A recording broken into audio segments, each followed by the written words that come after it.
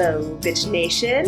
This is Piggy, aka Jess, coming to you with an exclusive interview with the one and only Kara Perez of Bravely Go. What makes it exclusive? Nobody knows. But we're going to talk to her about her upcoming book, Green Money, How to Reduce Waste, Build Wealth, and Create a Better Future for All, which is coming out on November 13th from John Wiley & Sons. And I'm going to ask Kara all about this amazing book. I loved it. She wrote it. Kara, how are you? I'm great. I'm thrilled to be here. Love the name Bitch Nation. Just everything's a 10 out of 10 right now. Great. Love to hear it. Oh my gosh. First things first, this book is about sustainability and using your money to create a better world, a more environmental world. Why are you such a tree hugger? Great question. Born that way. Hashtag born that way. Also, hashtag dependent upon the planet for life, as are we all. And I think it makes a lot of sense for all of us to care about where we live and our experience on the planet. Absolutely. Yeah, we are kind of all stuck here together on this rock. So let's make it a little cleaner. Let's make it a little better. For those in Bitch Nation who don't follow you and haven't heard us extolling your virtues before, can you tell us a little bit about your background as a financial expert and how you started Bravely Go? Yes, let's go on a journey. So the year is 1988. I am born. Everyone is excited. And then we flash forward about a decade. My single mom is hella broke. She's saying no to all the things I want to do with my life. And I'm like, rude. I'm trying to get these name brand cereals. She's like, if you don't put that down, I'm going to beat your ass. Like, my mom was very like, no. And so I just grew up low income in this single parent household and was very aware of, we don't have money. That makes life hard. And then I'm the only one of my siblings to have gone to college, had to take out student loans to do so, and then graduated in 2011, which my fellow millennials and Gen X will remember. It was not technically the Great Recession, but was very much so the aftermath of the Great Recession, right? Like companies had been slashed down to nothing. No one wanted to hire you unless you had a STEM degree and like 35 years of experience. So I remained very low income throughout my 20s, my whole 20s. And still today, I'm 36. I've never had a full-time salaried job. I'm very much so that story of the millennial who made the gig economy work because no one would hire me. And so when I was 25, I had my quarter life crisis, right on time, very prompt, where I was just like, oh my gosh, my student loans are ruining my life. I'm making $15K a year, $16K a year as a waitress in Austin, Texas. I have to pay all my bills. I am getting no family help. If I don't figure out money, which has been hard my whole life, the rest of my life is going to look like this. There's no way out except through. So I started getting very into personal finance and started blogging about paying off my student loans while on a very low income. And I kind of cobbled together 5 different part-time jobs so that I could try and increase my income, which I did successfully from, $15,000 a year to $30,000 a year gross. Pre-taxes. But I was like, I'm living large. And I blogged about it and I paid off the remainder of my student loans. So I paid off about $30,000 in student loans and interest total in the 3.5 years after graduation. And then I was like, great. Now I'm at zero. I'm not in the red anymore, Yay! But I still don't have any money. So I kind of turned that attention into saving and investing and started holding events around women and money in Austin, Texas, because I was so into it and I loved talking about it. And things just kind of snowballed, got on social media, got my own LLC, and I'm just very passionate about teaching people the language of money. And now with the book, helping people make that connection between the world we live in, the challenges of the world we live in, and how their money is a tool to not only improve their own financial lives, but the financial systems that we all live in. Yeah, I mean, you were basically forged in the fires of adversity, which we love. Anyone who talks to us, they're like, well, my parents paid for college, so I didn't have student loans. We're like, whoa, that's nice, but we can't do anything with you. You are cut not. Cut the mic. You cut the mic. You are not speaking to our target demographic. There you were, living this life that is, I've heard from so many of our fellow millennials and Gen Zers, Zoomers, if you will, and sadly, Gen Alpha, which I hear is the kids these days. They're the little ones. Yeah. They're not having it much better. So, like, your position as this person who has, like, fought tooth and nail and never forgot your values as an environmentalist and as a Latina in your community, like, you are the person that, like, so many people should be looking up to, which is why I'm so excited about your book, for one thing. Oh my gosh. Thank you. I know. I'm just blowing all the smoke up your ass. Well, so let's talk about how, you held true to those environmentalist values and your activism while you were building this personal finance empire and teaching others. Because, I mean, really, you do it all.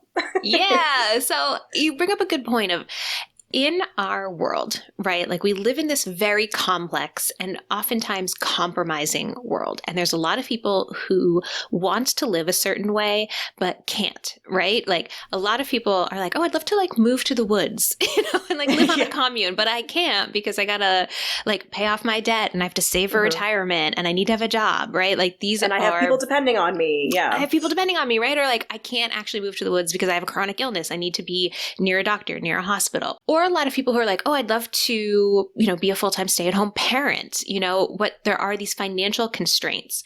In my case, I started bumping up against the challenges of being an environmentalist in a single-use world, right? And in a world built on fossil fuels. And I was just like, yo, what's crazy is that fossil fuels are ruining the planet. And also, I'm hyper dependent on them. Like, I gas up my car. I have to use electricity to, like, heat the house.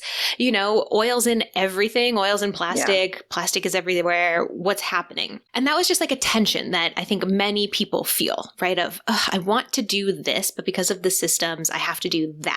Right? Or I feel boxed in.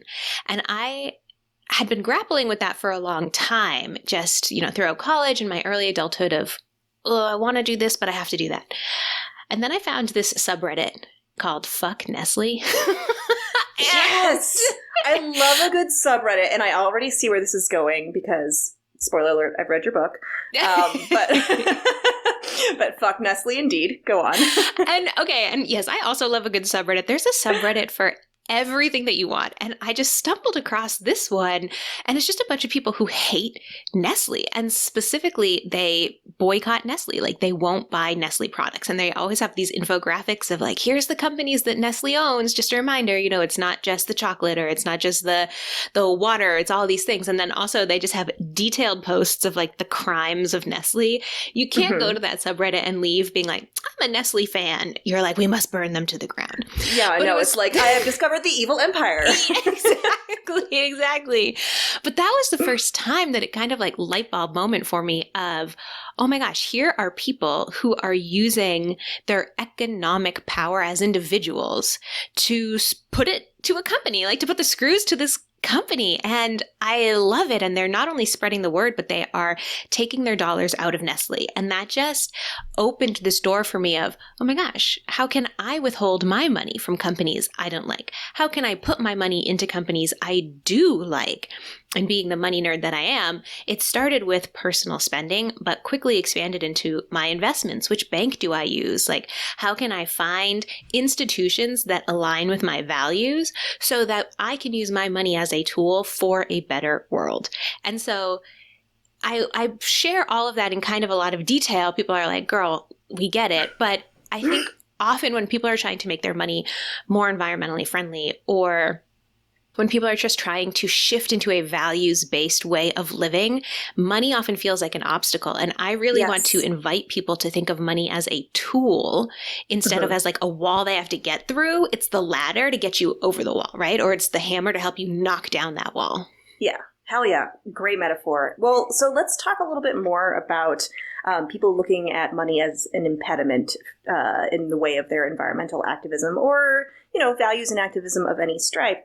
Because, I've heard people be like, oh, well, I would love to eat all organic food, but Whole Foods is more like whole paycheck. Or, I would love to shop for like ethically sourced clothing and whatever, but they're so much more expensive.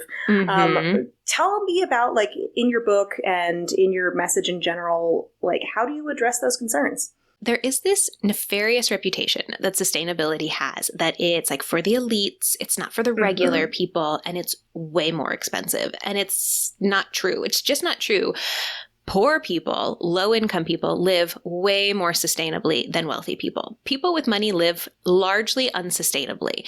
Think about the fact, like Kim Kardashian, I love to throw the Kardashians under the bus here. She has like Italian marble floors in her house. And if like they need to be cleaned by this dude that she flies in from Italy.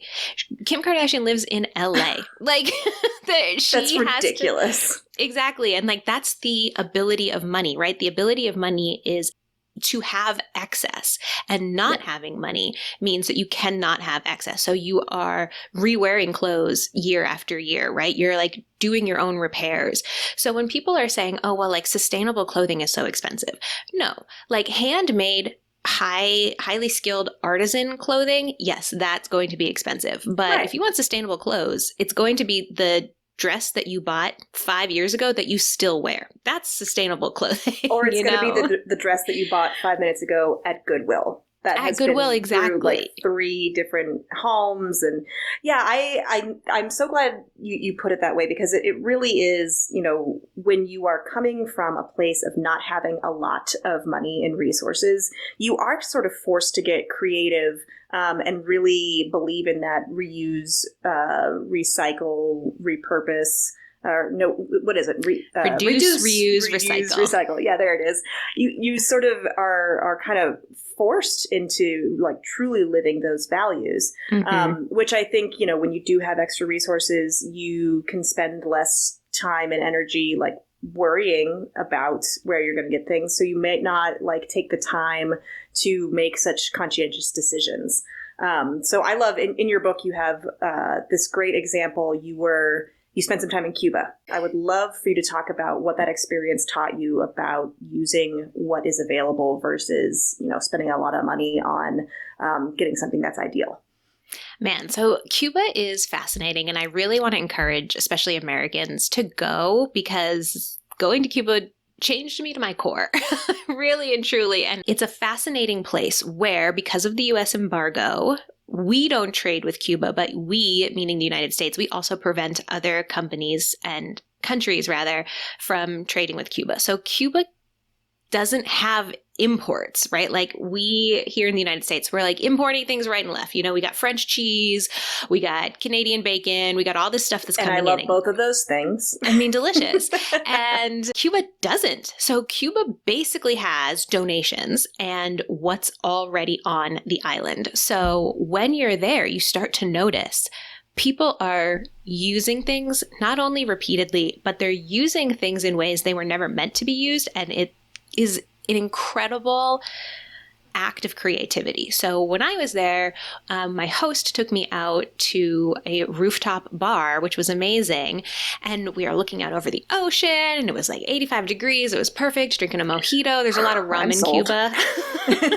They make their own rum. So there's always a lot of rum going around. Sounds they call it vitamin R, and I love that. But I'm looking around, and I was like, oh my gosh, the lamp covers are blenders. Like instead of having like a normal, air quotes, normal lampshade, the entire patio, every single light bulb had a plastic blender over it because they don't have lampshades. Right? Like they can't just be like, oh, I'm going to run to Target and pick up a bunch of new trendy lampshades. They are under this embargo and they have to use what they have. So the owner of that bar was like, yeah, I found a bunch of blenders and this is what I used, right? And their menus were a bunch of, I want to say CDs, but what's bigger than a CD? Oh, the records, the record cases. Thank you. Yeah. Album covers and newspapers and stuff that they had for years that were just around. And they're like, oh, well, we'll just use that as our menu cover instead of like the laminated plastic stuff that we have here because they don't have laminators at Kinko's or at like, Staples or whatever it is. Yeah. And that to me, I don't want to say like we should all live like Cubans. We should all pretend we're under an embargo or anything like that. But I do think that we should look at sustainable living as an exercise in creativity and ask ourselves, what do I already have that works? Because when we do here in the United States live in a culture that is constantly reminding you of how terrible you are, of how lacking you are. Yeah. And they're constantly trying to sell you the solution. Hey, you smell bad. You should get deodorant and you should get perfume and you should get this scented shampoo, right? Like, hey, you have bad skin. You need a 15-step skincare routine. Hey, you want to show people you're successful. You need a car that costs 50 grand, not a car that costs 20 grand, right? Yeah. There's always more and bigger that you can do. And ultimately that leads us down a road where we can never be fulfilled. And I think you see that with the billionaires who are constantly trying to hoard more money. It's like, you have $100 billion. You won capitalism. Those like, bastards. why? Yeah, like why what do you need more? Yeah. know, so instead of trying to fill this hole that capitalism creates that really can't be filled, I encourage people to ask themselves, like, what am I satisfied with? What do I have that already works? What am I good with? And living this more creatively fulfilling and financially stable life. I think that's really beautiful. And I think, a lot of personal finance gurus say a lot, live intentionally, use your money intentionally, live by your values, spend by your values. But you're really putting paid to that. Your book is all about like saying, okay, if you could buy nothing else except food for the rest of your life, how would you make things work? And I love that aspect of artistry and creativity that you put in it, because it really does, like, it speaks highly of the practitioners of this way of life. And I say the practitioners of this way of life as if you're a cult leader, which you're not, but girl, if you wanted to start one, but maybe. I will sign up. Well, so let's turn to sort of the other aspect of the book, because we've talked a little bit about what people can do in their personal lives to battle this American overconsumption. But I would love to hear more about what you recommend for activism and political purposes in people's lives. The Nestle boycott was a great example, but what else do you recommend people do? Yeah, so a big pushback that those of us in the sustainable space also get frequently is, well, nothing I can do as an individual matters, right? Like, it's a systemic problem. And yeah, it is a systemic problem. But guess what? You're part of the system. And I'm part of the system. Like, we're all in it, babes, okay? So that means, as it has meant for forever, that collective power creates change. And so the final chapter of the book really is exploring stories of people who have pushed for environmental protections, environmental regulations, and who have created change on a systemic level. So if that's something that you are interested in and you're like, I am ready for the revolution, let's go. First of all, meet you in the streets. Let's do this. Second of all, where's my Molotov cocktail? Right, exactly. Second of all, look to the people that are already doing the work, right? Look to the people who share the same passions as you and the energies that they're putting out. So a couple of organizations that I love that are nationwide, Citizens Climate Lobby, Strong Towns. There's a lot of organizations that are doing things like advocating for bike lanes, planting trees, advocating for legislative change. And you can be a part of that. So all you have to do, literally, it's a Google search, just like look up bike lane advocacy, Austin, Texas, or bike lane advocacy, St. Louis, like wherever you are. And I promise you, someone's already out there doing it. And now it's just a matter of joining them. So remember that you'll never do your best work alone, and you'll never do your most impactful work alone. It's always going to be with other people. And when we think about all of the major social, political changes that have happened just in United States history, what was it? It was groups of people, right? The civil rights movement, the suffragette movement. So being a part of the movement that's already underway is how we as individuals use our time and power for the greater good.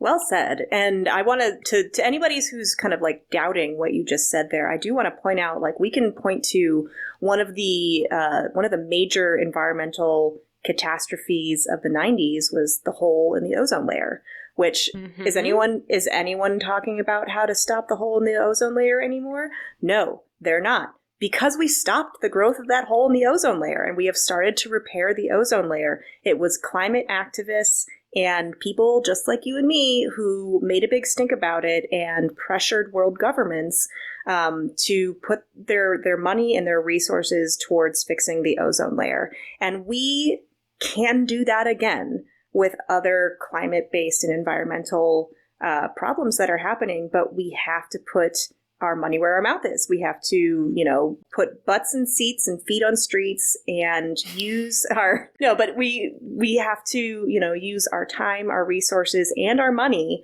to make that change happen. And I think that your book is a great sort of primer for where people can start with that. Speaking of where people can start, where can they find you online, Kara?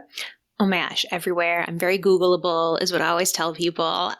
So obviously it is Green Money is the name of the book. So if you type that into Google, it'll come up on Amazon, Target, Barnes & Noble, Bookshop, if you want to support an indie bookstore. And we do. Then we always do, right? Actually, my publisher, this is a little tea. My publisher got a little upset because she was like, hey, I see that you keep using the Bookshop link, which is like so great, but we really need you to push the Amazon link because they use Amazon to like base the print run. They do. And I get that as a publishing professional. But here at Bitch Nation, where we say, if you want to eat the rich, stop feeding Amazon, we're going to push that bookshop.org link. Yes, okay. We're going to push IndieBound. We're even going to push Barnes & Noble or your local bookstore. So in all of your other media interviews, you can push the Amazon link. But here we're going to say, look for Green Money by Kara Perez on IndieBound and bookshop.org. And find her on Bravely Go. Kara, I have one more deeply hard-hitting journalistic question for you, and that is, if this interview has inspired someone in Bitch Nation to use their money for the forces of environmentalist good, where should they start? I'm going to give a two-part answer. If you're like, okay, I'm really just starting at like negative numbers here. I don't know anything about this. I would encourage you to think about what is an issue that's near and dear to your heart, because environmentalism and environmental justice encompasses a lot of things. We're talking about food justice. We're talking about clean air, clean water. We're talking about like land back. There's a lot that goes into that. So find something that's passionate for you and just start learning more about that and become really fluent in the issues and the people involved in the history of it. And for me, that was recycling. When I first got into environmentalism as an adult, I was really into recycling because I thought recycling was the answer to all our problems. Turns out it's not. But I wouldn't know that if I hadn't started looking into it. So just understand that becoming informed is a huge step forward. And then once you're feeling informed and you're really ready for action, I want to encourage you to try and go one day without a car.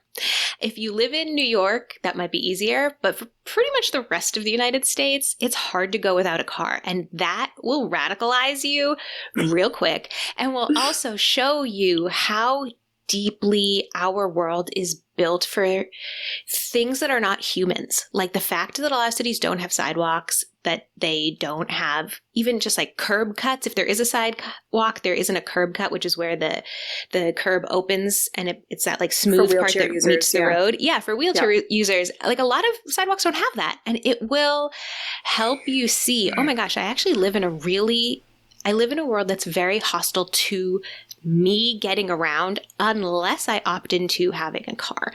And I just think that's a really good exercise for people to have their minds blown. Yeah. So I would say do your research and then try and go one day without a car where you're not just like staying at home. You're like, I'm trying to run errands without this car and see how easy or how difficult that is for you. I love that. That's great advice. And as a noted car hater, I thoroughly endorse it. Attentive members of Bitch Nation will know that I walk almost everywhere, and I grumble and complain every time I have to drive, despite living in a major city where I shouldn't have to. I love my bus pass. The book, once again, is Green Money: How to Reduce Waste, Build Wealth, and Create a Better Future for All. You can see the gorgeous cover art over Kara's shoulder. Look at that tree. Thank you so much, Kara.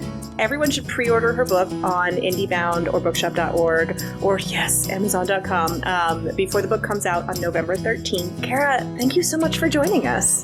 Thank you for having me. And Bitch Nation, I can just tell that you are all smart and beautiful people. So shout out, y'all. And they have great taste. I knew it. I just knew I could feel that. Beautiful. Kara, thank you so much.